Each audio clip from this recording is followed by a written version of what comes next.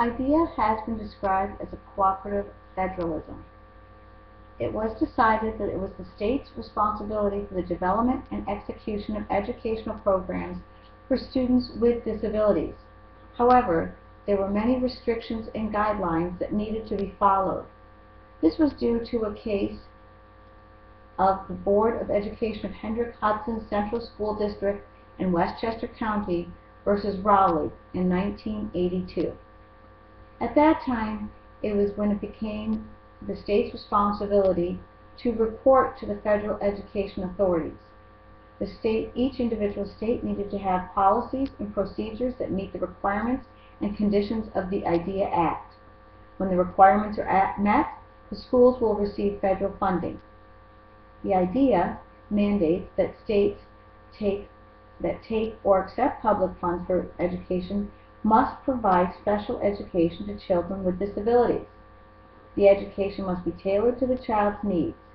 It must benefit the child to further education or to be able to work and live independently. The child must be in the least restrictive environment.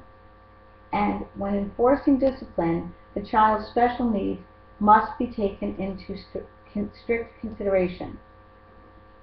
In 1997, IDEA was enacted by Congress, but there were many problems.